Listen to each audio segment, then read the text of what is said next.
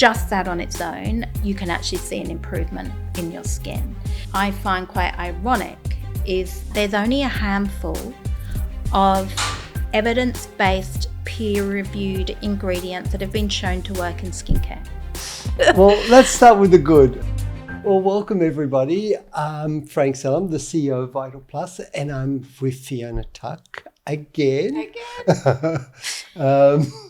Because we just can't get enough of Fiona. Can't keep away. But for you, if you haven't heard of Fiona before, she's the author of the Forensic Nutritionist and also the creator and founder of the Vita Sol supplement products. They are amazing, but we've already talked about these before. So if you want to find out more, you can look at some of our previous videos. We might touch base on some of these. But today we are going to focus on the world of the ingredients that are found in skincare, perhaps even in supplements as well. And all the myths and the misinformation and everything that surrounds them. Fiona knows quite a bit about them. Perhaps what we could start with today is, can you talk to me a little bit about what is clean beauty?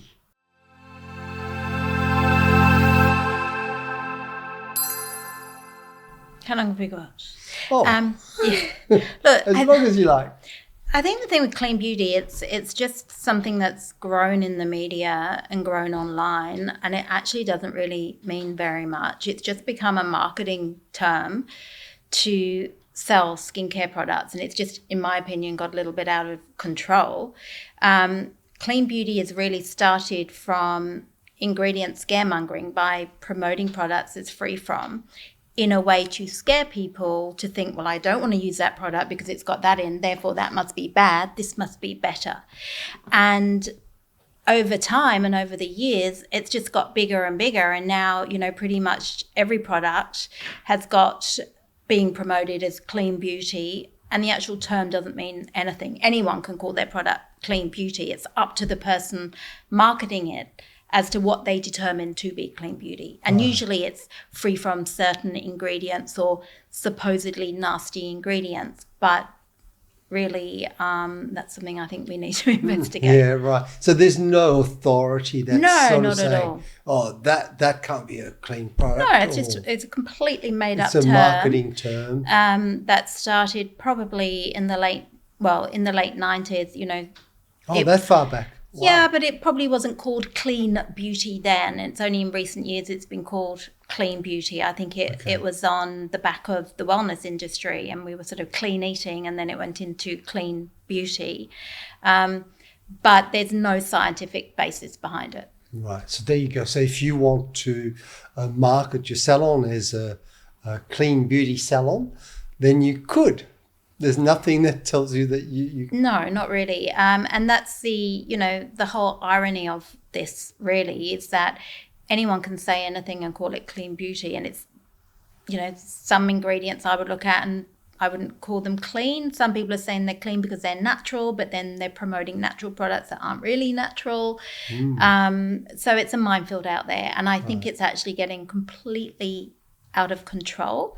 So much so I actually became a cosmetic chemist and went to study cosmetic chemistry because I really wanted to make sure that I was equipped with the right information, because I think as skin therapists, we are vulnerable to what the cosmetic companies or the skincare companies are teaching. And we need to remember that a lot of that education may be biased towards trying to sell a product. So they may give a little bit of information about an ingredient that there may be some truth in it, but it's taken completely out of context. And really the purpose of doing that is to sell a product. And so we therefore get scared on these ingredients thinking they're bad when what's being said about that ingredient may not even may not even be relevant in cosmetic ingredients. They may be talking about ingredients in, industrial manufacturing, but not in cosmetics.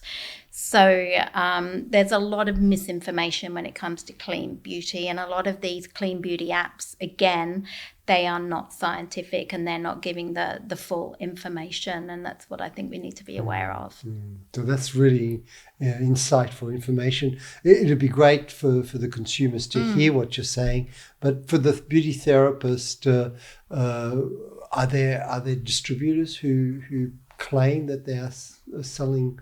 I think, I've worked in this industry for over 30 years, and pretty much every skincare company that I've worked with has scaremongered on an ingredient to sell a product. Oh, right. Okay. We don't use this ingredient because blah, blah, blah. Yes, And it's taken out of context to scare someone to think that their product is better. Yes, of course. I can think of a few companies that have done that. Yeah. For example, can we talk about some of the naughty ingredients like parabens? And I think it's important to understand, when we're talking about ingredients and naughty ingredients, there's no such thing really, because when we're looking at ingredients as a whole, it's ultimately the final formulation that will determine whether a product is good or not so good on the skin or potentially irritating. When we're just talking about an individual ingredient, it depends on how much of that ingredient is in the product and what other ingredients are in that product as well. Some ingredients may make a product more irritating or may make an ingredient less effective, and then other ingredients will enhance the efficacy of an ingredient or make a product less irritating or comedogenic. So just because an ingredient may on paper at 100% strength be irritating, for example, when it's in such a tiny percentage in a skincare formulation, it's not going to have that effect on the skin. And I do think people need to understand it's a final formulation. And, if a therapist is focusing on an ingredient saying it's good or bad in a formula, to be honest, they probably don't know what they're talking about because they don't know how much of it is in there or how much should even be in there. Sure. Yeah, I know personally there was a big scaremongering around parabens as an agent that can cause breast cancer. Yes. And so, of course, it was very alarming, but it is, from what I've understood, one of the best preservatives in skincare that there is. I think with parabens, for instance, there was a study done many years ago now that this study has now been disproven as a very inaccurate study. And I think what we've got to remember is studies, you can pretty much find a study for anything. To suit your own. Exactly. And you've got to really look at, is it a valid study? This study, I think, showed that parabens appeared in cancerous breast tissue. That was the study. And so people presumed then that parabens cause breast cancer, which isn't what the study showed at all. It just said there were parabens present in tissue that happened to be cancerous. And since then, it has been disproven that there's any correlation. However, somebody took this bad study, even though now it's been disproven, and has scaremongered everyone not to use it, and then people don't want to use parabens. Out of the preservatives, parabens are some of the least allergenic, because when you're looking at a preservative system in a product, preservatives can be irritating for some people. Again, it depends what other ingredients are in the product, and some people are going to react to certain things more than others. But parabens are some of the least irritating preservatives. So in that regard, they're some of the safest preservatives. But because people have been scared of not using them, and in the media, probably for the past 10, 15 years, it's been paraben free. So now people go, I don't want to use parabens. And it's stuck. It's like, mud that it's stuck. The reality is brands now don't tend to use parabens because people think they're bad and they don't want to use them. As a result, quite often different preservative systems will be used.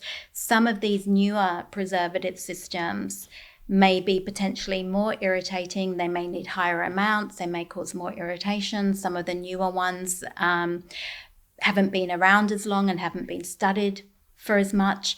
And that's another thing you've got to remember, because parabens have been around so long, they're going to have way more clinical data and clinical evidence and studies behind them. Yeah. So I think, we are now seeing people using all these different preservative systems. Some of them can be more irritating than others. And there's actually nothing wrong with parabens. But unfortunately now they do have a bit of a bad rap, and people think that they're bad when they're not. Yeah, and they're also used in food.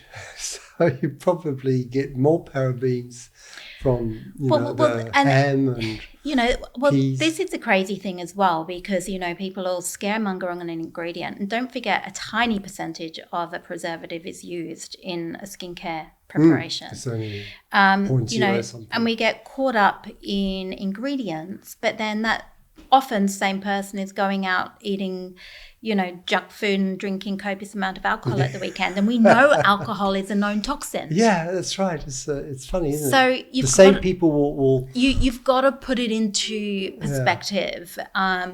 And it's really going to be using, a paraben on your skin is really not an issue. So regarding the ingredients that are preservative based, what are some of the preservatives other than parabens that that we should look out for that are good or bad? Well, let's start with the good, and then we'll I don't really want to say there's good or bad. It really depends on the individual ingredient and the quantity, and also how effective they are. Because preservatives, different products will require different preservatives. Some preservatives need different pH levels, so that's affecting the product. Yeah. So you've got to pick what's right. Some are naturally derived, some or can be called naturally derived. Well, they can look not necessarily naturally derived. There are some naturally derived. There are some that are more synthetically derived. One isn't necessarily better than the other. Sometimes the more natural derived ones can be more irritating. There are some preservatives that are food grade preservatives that are found in food. Doesn't mean very much, to be honest with you. I think that, it is way more important to have a good preservative system in a skincare product. You need a good preservative system in a skincare product, because that is going to protect from microbial contamination. Any brand that is promoting preservative free, I believe, is misleading the consumer, because a product has to go through preservative testing. It has to be tested for microbes. You have to have ingredients in there that are going to protect from microbial contamination. So there may be newer ingredients out there that may not be classified as a traditional preservative, but they are still having an antimicrobial action. So they still present the same amount of potential irritation that a preservative system could. So I do think, promoting things as preservative-free or saying preservatives are bad, if a skin professional is doing that, I think that is almost malpractice to be scaring a consumer against the use of preservatives in skincare. Yeah. Without naming names, are there any brands that say that they are? There are brands that do say preservative-free, but really? they do use ingredients that are having a preservative-type action. Right. So, and again, quite often it might mean higher amounts of these ingredients that actually have even more of an irritation to the skin. Even something like propylene glycol can have a preservative boosting function, and then even high amounts of alcohol will also have a slight preservative action. So you can get round saying preservative free by using ingredients that are antimicrobial but may not be classified as being called a traditional preservative. So it's all absolute marketing rubbish, to be honest with you. Wow. So like honey, sugar, salt, would they be classified as preservatives? Not necessarily. No. I mean, in food, maybe. In food, yeah. What about pegs? Yes. Pegs. Great question. Pegs get a bad rap, and I remember years ago someone coming up going, "Oh my God, you're recommending products with pegs in them," and I'm like, "What's wrong with pegs?" And most people don't even know what they are, and usually PEGs are added to skincare to have more of a conditioning benefit. They can have sort of derivatives, polyethylene glycol. The issue that people have with PEGs is that PEGs can produce a chemical compound called 1,4-dioxane, which has been linked to being carcinogenic. Now, that's all very, very scary, but that's why people say, oh my God, don't use PEGs. But the reality is 1,4-dioxane is a carcinogen, and therefore we're not allowed to have high amounts of it in a skincare product. So it is not allowed in carcinogenic amounts in skincare. In fact, it has to be proven and removed from a skincare product. You know, it's a minute amount that would be allowed to be in, which would not be having a carcinogenic effect. Right. So it's not really relevant. The 1,4-dioxane argument isn't relevant in skincare. So again, this is where it all gets, you know, taken out of context and people scaremonger over it. It's again just more marketing. Right.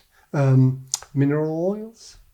Again, look, with mineral oil is an inert substance. It's completely non-allergenic. You know, people aren't going to have a reaction to mineral oil. It's like a filler, isn't it? It's not even a filler. It's a cheap moisturizer or an emollient. Right. So instead of using a plant oil which can oxidize and go rancid, mineral oil is a cheaper alternative. It's a lot more stable in a product because it doesn't oxidize, right. And people don't have reactions to it. But it is cheap. If you were using it in high amounts, could it potentially be comedogenic? People have claimed that it is, but I think it's been misproven because the molecule's too large to get into the skin. Right. It is a synthetic sort of ingredient. It is purified, so there's no toxins, as a clean beauty person may say there is, because it's all been purified for cosmetic use. So it's an inert substance. There's nothing wrong with it. It's not the most glamorous ingredient, but, you know. What oil would you say is one of the best oils in skincare? Look, it depends on why you're using it. Quite often it'll be a combination of oils. Some oils are more prone to rancidity than others, right. So that's something that you've got to be aware of. Right. I mean, jojoba is technically, I think, classified even as a wax, so that's not prone to so much rancidity. So that's a great oil. There's also camellia oil. They're great oils. It depends on what you want from an oil. Some plant oils can be more comedogenic than some other oils. So again, it depends what the product is, how much oil it requires. I'm not a lover of coconut oil, but you can have extracts from the coconut oil that aren't comedogenic. You could have small amounts of coconut oil in a product. That's not a problem, but just pure neat coconut oil on an oily skin wouldn't probably be the best option, right. But nobody's really doing that. So, and what about things like colouring? Yeah. Colouring. Well, look, colouring makes a product look pretty. That's really the only function. There's no function or benefit for the skin. Yeah. Different colours can be more comedogenic than others, but it ultimately depends on how much of that colouring agent is in the product and what other potential comedogenic or irritating ingredients are in there as well. So again, there was a lot of scaremongering about colours many years ago, and we now know that probably you would have to have a very high percentage and a lot of heavily pigmented colour in a product for it to be comedogenic, and that was a concern. I take it on a case-by-case basis. You know, sometimes I'll use a makeup, for instance, with colour in it. It's also got myristates in there and other ingredients, and that combination may cause breakouts on the skin. But ultimately, it depends on the percentage of that ingredient and what else it's mixed with as to whether it's going to have a negative effect on the skin or not. Right. Sodium hydroxide? Alkalizing agent, it's not, you're not going to put that, it would be used in a minute amount as a pH adjuster in a skincare product, because if you need to put the pH up or down, you need to use something that's either strong alkali or strong acid, and that's why those ingredients would be used, but they're not going to be used in a high percentage to have a negative effect on the skin. They're usually put in there to adjust the pH of a product. Right. Emulsifiers? What about those? That's a minefield. Emulsifiers you'd find in pretty much every single skincare product, Yes. either as a surfactant in a cleanser or as an emulsifier to bind oil and water in a moisturizer. There's all different types. Some are stronger, some are weaker.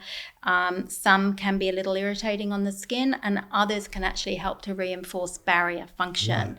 So you can actually choose the right emulsifier for the right skin type, really, and it ultimately comes down to the individual brands and the emulsification systems that they use.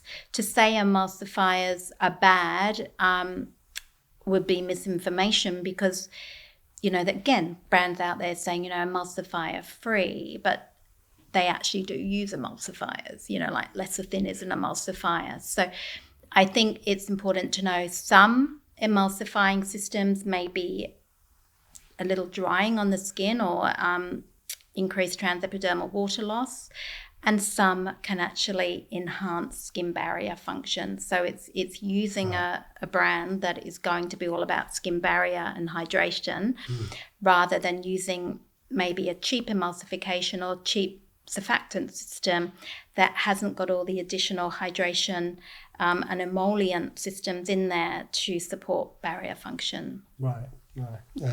So the emulsifier makes the soapy feel, isn't it? That's usually the surfactant. So the surfactants are usually found in cleansers, but sometimes in a skin product as well. Soaps are different, but you're talking more cleansing products. Shampoo? So you would have a surfactant in there. Emulsifiers tend to be more in a moisturizer. I see. Some surfactants foam, but not all surfactants foam. Right. So it's if you think, my product doesn't foam, it doesn't necessarily mean that it doesn't have a... No, and that's where people associate more foam with more cleansing, and that's not necessarily the case. Right. Sodium lauryl sulfate is probably one of the best known surfactants, which kind of comes under an emulsifier, if you like. But when it's used in a moisturizer, it's called an emulsifier because it's an emulsion. Right. And when it's in a cleanser, it's called a surfactant. Sodium lauryl sulfate gets a bad rap because it's what we call an anionic surfactant. So it's a very strong surfactant. So it has a very powerful cleaning action. But if that's all you use, and you use a high amount, and you don't balance it out with conditioning agents, and you don't have other more gentle surfactants, they call it amphoteric, and you could use different types of surfactants to balance it all out, and a non-ionic, then it could be quite drying. But if you used a small amount of sodium lauryl sulfate with a non-ionic, an amphoteric, a conditioning agent, a PEG, hydrating ingredients, you could have a very gentle cleanser. So just by looking at the ingredient in there can be quite misleading. You could have more gentle surfactants in higher amounts without the conditioning ingredients that could be more drying than an ingredient with sodium lauryl sulfate. So ultimately, again, it depends on the percentage used and the other ingredients that are in there as to whether it's going to be drying or not drying on the skin. Well, silicone, I don't think we've talked about silicone, did we? Yeah, so silicones get a bad rap. A lot of companies sort of were scaremongering on silicones and saying they were comedogenic and causing breakouts. That's since been disproven that silicones are not in any way comedogenic. The molecule of a silicone is way too large to actually get into the follicle and cause irritation. So they're not comedogenic. That's been disproven. Silicones are actually sort of a semi-occlusive that are wonderful for supporting skin barrier function, so much so that they're used a lot in the medical profession. They'll use them on scars to help with healing and recovery time. I actually now love silicones to help to support the skin barrier. They're completely inert and non-sensitizing, so you just people just don't have sensitivity to silicones. They're not irritating in any way. Right. I think with clean beauty, where they do get the bad rap is that some silicones have been proven to be not so beneficial to the environment, and there's environmental issues, a little bit like the microbeads. That being said, now there's bans on these. There's lots and lots of different types of silicones. There's volatile silicones, the ones that evaporate into the atmosphere, and then ones that just sort of sit on the skin. The ones that seem to be problematic, there's now regulations on their use. They can't be used in wash-off products because of the potential detrimental effect to the environment. I think it's silicones D4, D5, and D6 now. There's limitations. Right. And so again, it's not so much of an issue really, because we don't tend to use them now. If you're not very knowledgeable, what about all the hundreds of various ingredients, what could you say to a beauty therapist? What does she do? Where does she go from there? Does she have to go through and do her own research? Is there a simpler way? I think speak to the product company that's providing the products. Make sure that you are getting evidence-based information that is not geared towards a marketing angle. There are certain websites that are really misleading and are not evidence-based and are not scientific, such as the EWG. There's a lot of these apps now that they really are not correct. Is there a site information where the information there is are solid? the EU. There's a site. What is it? I can't remember the name of it now. The Europa. Basically, though, if you don't know what you're doing, you wouldn't understand it, to be honest with you. Okay. So that is why, when in doubt, I would actually say speak to a cosmetic chemist that can actually give you non-biased advice about the ingredients, and take information from someone that has studied in that area, because unfortunately, most people that teach skincare information and teach product information for a skincare brand do not have cosmetic chemistry experience. And so we then get all this misinformation that gets filtered down, and we're told that this ingredient is bad and this is good. And we get these beauty myths that are now being disproven by people that have got PhDs in cosmetic chemistry, or in chemistry, that are able to say, well, actually, that's not quite true. And we're now knowing with social media that a lot of the info that gets taught in this industry is actually incorrect. And so when in doubt, speak to someone that is qualified in that particular area. Right. So don't go to Wikipedia. Well, definitely don't go to the EW, whatever it is, all these scaremongering sites, because they're actually misinformation. They're not We'll solid put evidence. the link of the site that you mentioned, even if it's a little bit above everybody's understanding, but at least we'll give you a reference for you to start your research if you want to find out more. I mean, some ingredients also listed with the TGA as scheduled poisons. So to be aware of that, if an ingredient is meant to be that toxic, there will be limitations and regulations on it. So something like eucalyptus oil would be technically a poison. Azelaic acid is a Schedule 2, that would be listed as a poison as well. So it's got limitations to its use, and when used at, say, 10 to 15%, that needs to be prescribed, or you can't just buy that from a skin centre, but it's only got evidence for benefit at 10 to 15%. So there's a lot of information that it's hard to people don't know about. Botox, isn't that a poison? Yeah, it's a toxin. Yeah, but we inject it. We inject it, and alcohol's a poison. Alcohol's a poison. If something is really toxic, it comes with a warning. Yeah. The other thing that I find quite ironic is that, when people are saying don't use that ingredient, it's irritating. A lot of the ingredients that create change have the potential to cause irritation. Hydroxy acids, retinol. Retinol was or I don't know if it's still popular, but it was very, very popular it's got at one incredible, retinaldehyde in particular, incredible evidence, but hydroxy acids is incredible evidence.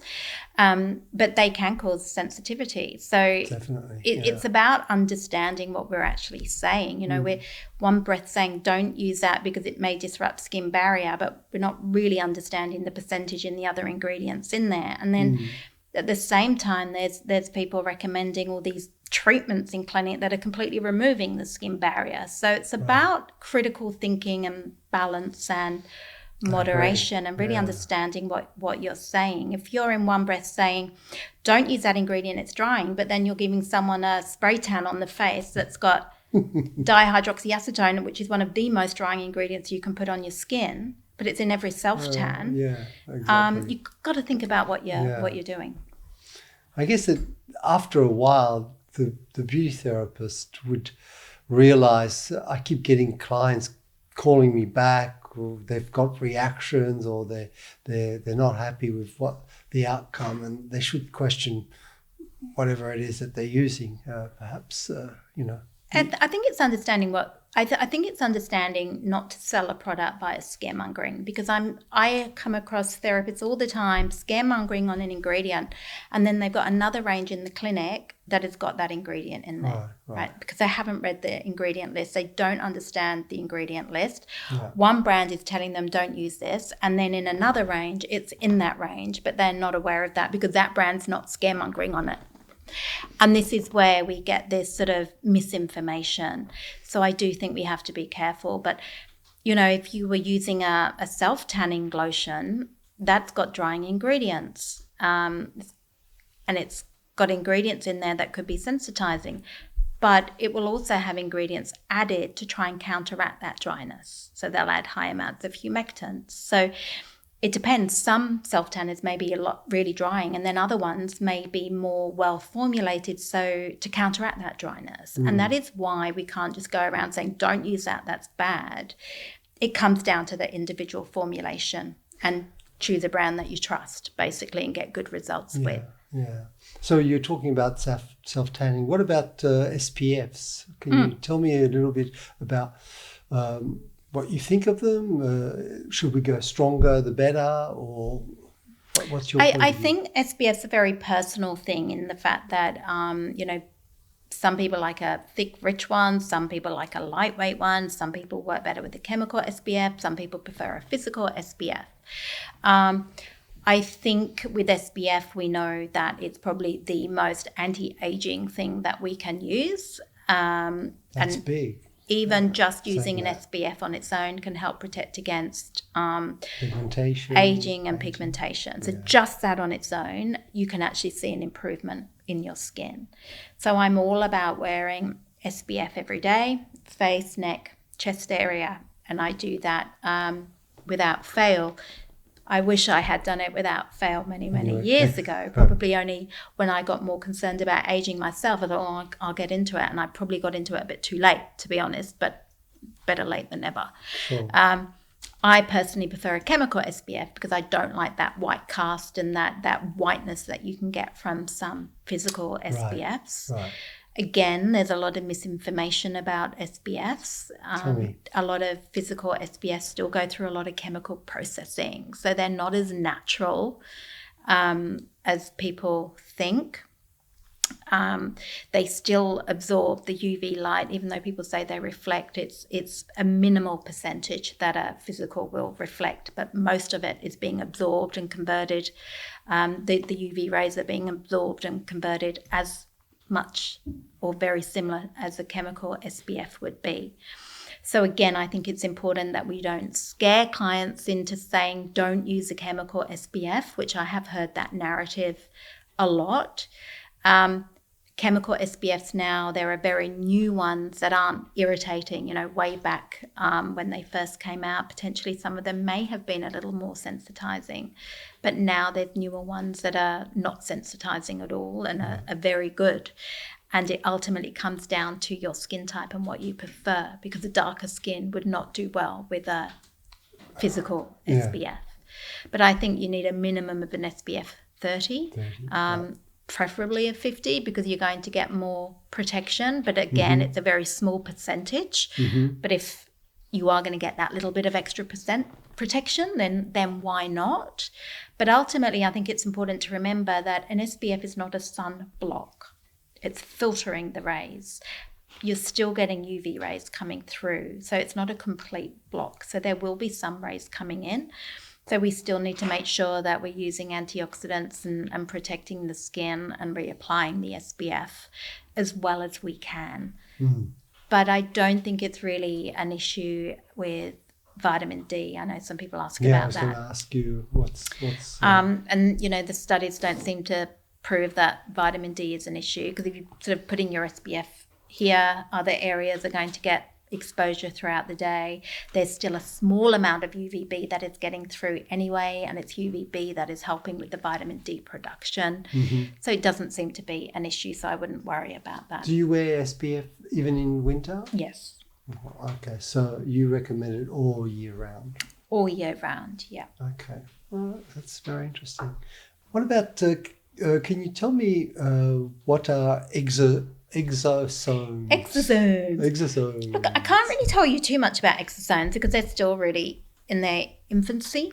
Yeah. I think they're a big trend at the moment. There's a lot of interest because we're always looking for new things to introduce to our clients. Exosomes are gaining a lot of popularity because they're a new, exciting thing. We don't really know much about them, and there's not a huge amount of study for topical skincare. They're basically, if you think of them like little extracellular vesicles that are carrying important nutrients and proteins for cellular communication, and they're thought to be great for skin rejuvenation and anti-inflammatory. But I think we need to understand as well that, you know, just saying exosomes isn't really giving us much information because, as I said, they're little extracellular vesicles that are carrying information, but they can be carrying good information, but they can also be carrying bad information. So we need to make sure we're getting the right exosome with the right information. It's early days. There's not a lot of information out there at the moment or studies. I think there are some on the market where those exosomes are coming from. Some companies are using human exosomes, and you've got that whole question of,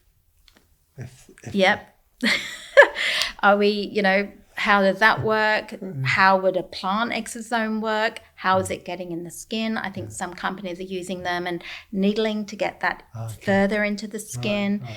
So there's promise there, but there's not a lot of research. So it's early days with exosomes. Is it like a delivery system? It delivers the protein or the amino acid pretty to much. the cell? But they've got all these like rich nutrients as well. Well, depending on the exosome and what the company's using. So different exosomes are going to have different effects, right? So interesting. What about growth factors? Well, kind of a similar thing, really.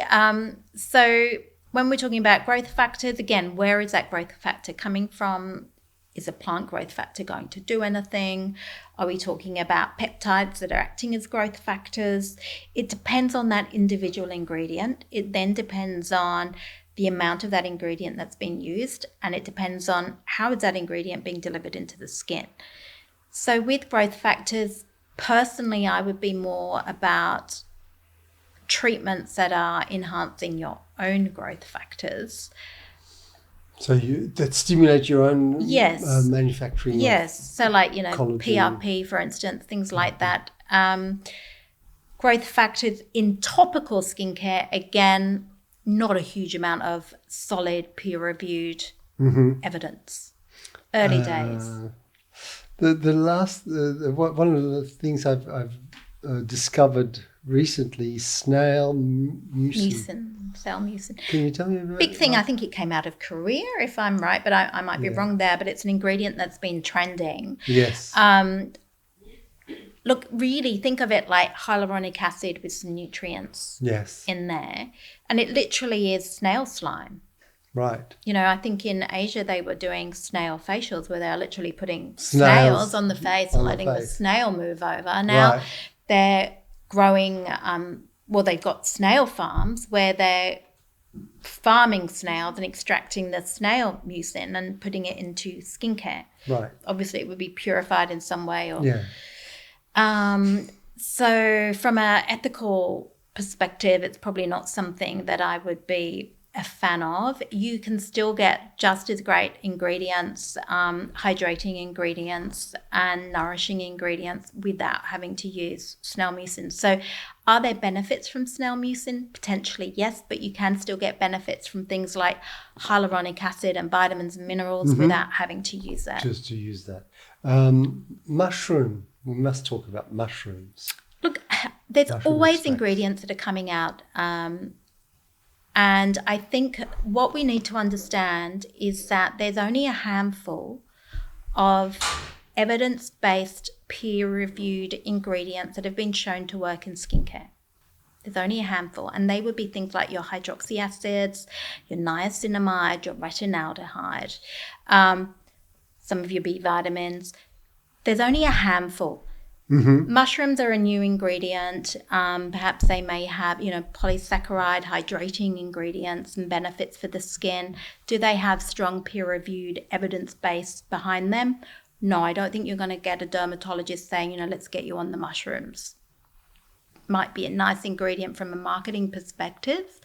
May have some hydrating, anti-inflammatory benefits. Different mushrooms may have different properties. So it really depends on that individual ingredient. Some ingredients are derived from mushrooms and they may use a potent extract for a particular benefit. So it's hard to say as mushrooms as an umbrella term. Yeah. I'm not a huge mushroom. Beta-glucan. So beta-glucan is a fabulous ingredient. It is a polysaccharide. It's beautiful for soothing and hydrating on the skin. So great for hydration. Great to use in combination with things like your hyaluronic acid. Great to soothe and calm the skin. And it's also a prebiotic for the skin as well. So I love beta-glucan. I think it's a really underrated ingredient. And I think when combined with other ingredients, it's a great ingredient to use. If I had to ask you, what was your very favorite ingredient when you see it in a product, what would that be? Or your top three? Look, it depends on what the skin condition is. Let's say for anti-aging. For anti-aging, retinaldehyde, vitamin A. Yeah. That's the one most near retinoic acid. It's the one that's got the most evidence and the most studies. I've seen incredible results with retinaldehyde, and you get less irritation than you would with, say, a retinol. Right. So retinaldehyde I love. I love, hydrating ingredients, especially when there's a combination. So things like beta-glucan, glycerin is an incredible hydrating ingredient that's underestimated. Hyaluronic is okay, but I think there are better ingredients, or I think when hyaluronics combined, you can get even better hydration. There's newer ingredients now, saccharide isomerate, which is a hydrating ingredient that actually binds to the skin cell to attract moisture and hydrate the skin for, I think it's something like up to 72 hours. So there's some incredible new hydrating ingredients coming out. And I think when we use a combination of those, you're going to see quite a visible improvement in the skin. Yeah. Certain peptides can also be beneficial for the skin, and certain peptides can sort of work as growth factors. Yeah. It depends on the individual peptide and the research behind that. Remembering most ingredients have got in vitro data, but the in vivo data might be limited. And that's where it goes back to having those randomized controlled clinical trials and peer-reviewed evidence. A lot of ingredients are still lacking in that. So it's sort of new emerging technology. And which ingredient, if you saw in a product, you would go, "Ooh, I think I'm going to stay away from this cream or this serum"? For me, my skin doesn't do well with very strong synthetic fragrance. Right. Some fragrance I'm all right if it's a small amount, but if it's very overpowering, my skin does tend to get a little bit irritated by that. Sometimes I even get a headache from it. Yeah. So if I see that, perfume or fragrance, I'm usually a little wary, but I will try it. I won't use it. I'll try it to see if my skin's going to be okay with it. Something that I'm a little wary about would be the myristate. So things like isopropyl myristate. That can be quite a comedogenic ingredient. Now, again, it depends on how much of that ingredient is in the product. So just because it's in there doesn't automatically make it comedogenic.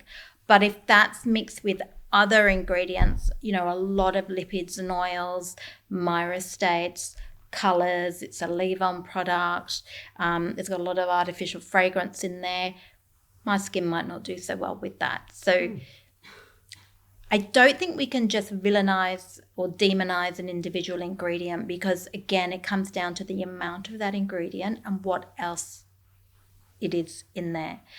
It also depends, some people will go, oh, that ingredient's sensitizing. Well, it's not going to be sensitizing for everyone. And you've got to remember, how long is that being left on the skin? So a wash-off product it's unlikely to be comedogenic or sensitizing because you're washing it off the skin.